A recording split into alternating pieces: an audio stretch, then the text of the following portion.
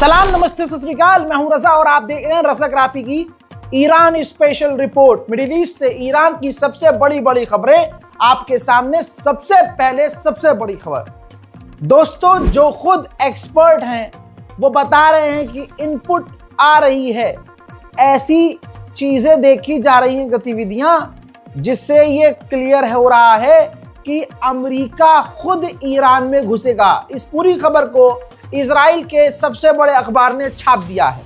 यानी अमेरिका ने जैसा वेनेजुएला के साथ किया है, वैसा ख्वाब वो ईरान के लिए भी देख रहा है। ईरान पहले से ही कई दिनों से, लगभग 10 दिनों से रेड अलर्ट पर है और ईरान के अंदर जो माहौल खराब हो रहा है, कहा जा रहा है कि वो अमेरिका ही करवा रहा है, इजराइल ही करवा रहा है, ताकि मौका मिले और अमेरिका ऐसा कुछ करे।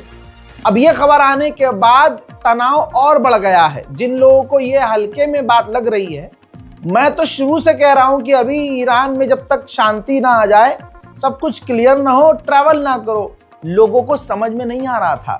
ये देखिए, भारत के विदेश मंत्रालय ने एडवाइजरी जारी कर दी है तमाम भारतीयों को कि अननेसेसरी, खासकर घूमने, मौज मस्ती करने, किसी भी तरह से ईरान ना जाएं।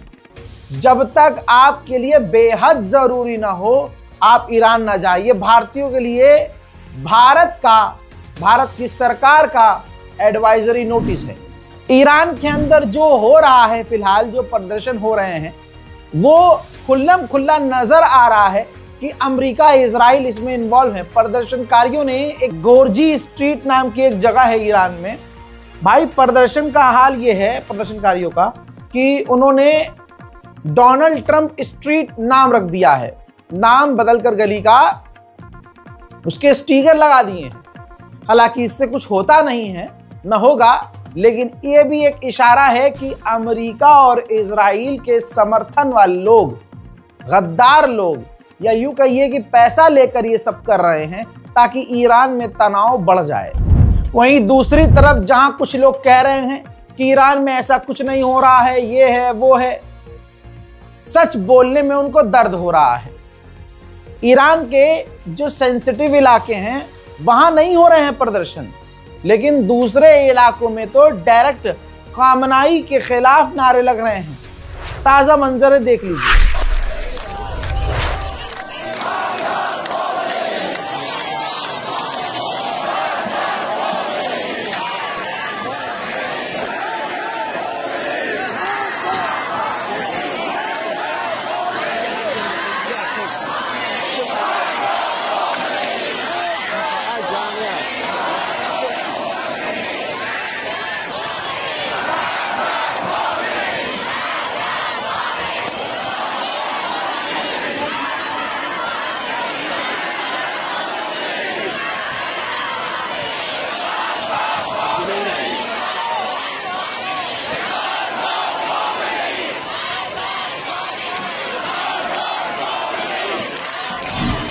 हजरात मोहतरम, इसी तरह से कुछ मार्केट दंगाइयों ने बंद करवाई है और जो बिल्कुल सेंटर के जो इलाके हैं, जहां बहुत रिलीजियस और मौलाना इमाम साहब जैसे लोग रहते हैं, धार्मिक जहां लोग रहते हैं, वहां तो सब कुछ नॉर्मल नजर आ रहा है। जहां की वीडियो आपको दिखाकर यह समझाया जा रहा है कि यहां तो सब कुछ नॉर्मल है, लेकिन ये कुछ खबरें जो है फर्जी फैला, ऐसा नहीं है। अब ये तस्वीर देखिए, एक बड़ी मार्केट है और वो लगभग बंद है। जिन दुकानदारों ने दुकान खोली है, अपनी जान हथेली पर वो खोली है, क्योंकि प्रदर्शनकारी एक भीड़ के तौर पर आते हैं और फिर दुकानें बंद करवाते हैं। ईरान की पुलिस कंट्रोल करना चाह रही है, लगभग वो कंट्रोल कर भी रही है। ऐसे ही अचानक से एक भीड़ निकली, इकट्ठा हुई और सड़कों पर प्रदर्शन करते हुए तोड़फोड़ करने लगी। अब ईरान की पुलिस ने देखा और दौड़ाया। अब प्रदर्शनकारी अपनी जान बचाकर भागे सीधा अस्पताल के अंदर। अब जब पुलिस ने देखा कि अस्पताल के अंदर ये भाग गए हैं, तो अस्पताल के अंदर तक दौड़ाया है पुलिस ने।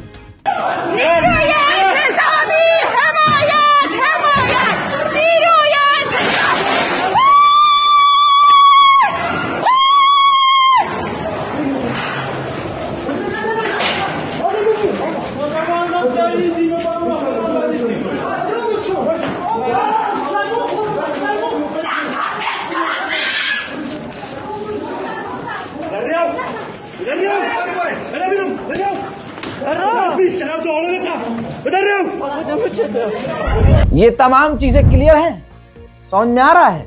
दूसरी तरफ ईरान के अलग अलग जगहों पर लगातार प्रदर्शन चल रहे हैं। मैं सब कुछ मिलाकर आपको दिखा रहा हूं, ये ताजा मंजर है, देखिए।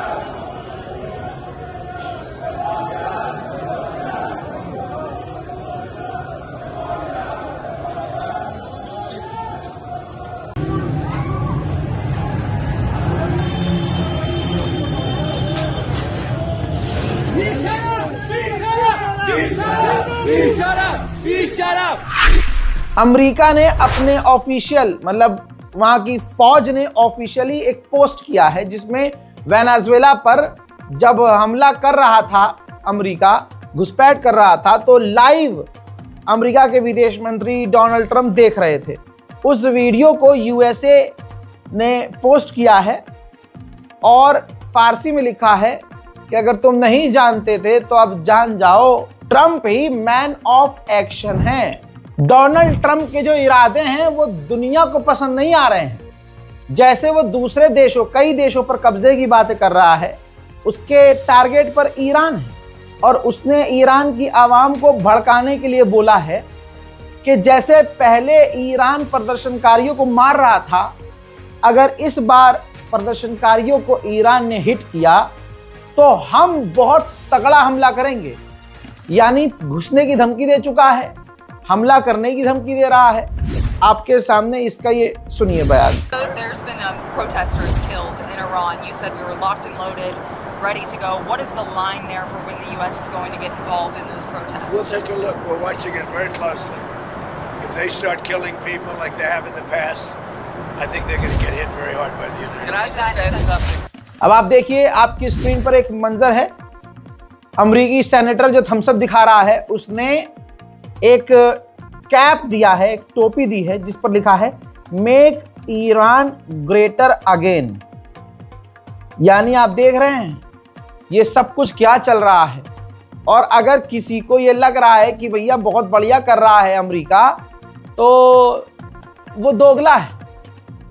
हजरात सोचिए, वेनेजुएला के साथ भी यही किया, ईरान के साथ भी यही करने की तैयारी है और दूसरे कई देशों को धमकी दे चुका है। इसी अमेरिकी सेनेटर ने ऑफिशियल अनाउंसमेंट किया है कि 2026 ईरान के लिए बहुत अच्छा होगा, बहुत जल्दी रिजीम चेंज होने वाली है, सरकार ईरान की बदलने वाली है। इजराइल का कहना यह है कि अगर यही प्रदर्शन और बढ़ गए तो ईरान के सुप्रीम लीडर रशिया भाग सकते हैं।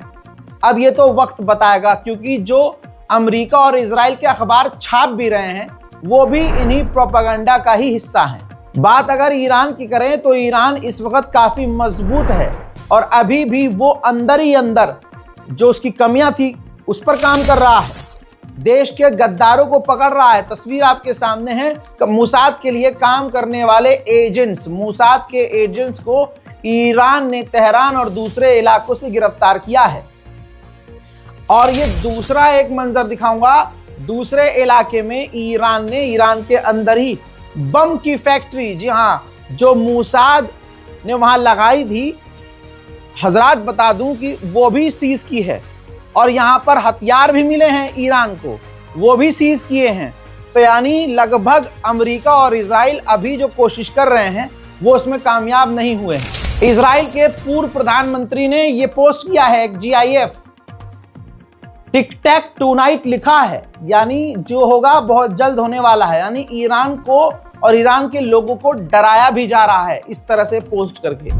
हजरात, वहीं ईरान के पार्लियामेंट स्पीकर ने वेनेजुएला के समर्थन में कहा कि दुनिया एक जंगल जैसी बन चुकी है और इस जंगल में कानून जंगल जैसा हो गया है, जिसके मन में जो आ रहा है वो इंटरनेशनल लॉ का उल्लंघन कर रहा है। उधर ईरान के अंदर एक डेयरी कंपनी में जबरदस्त धमाका हुआ और आग लग गई।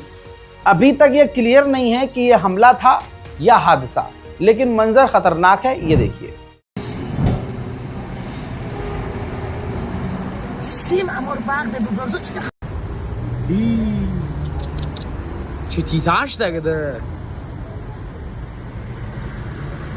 هر دفعه اینو بلو این چنگاهیه نه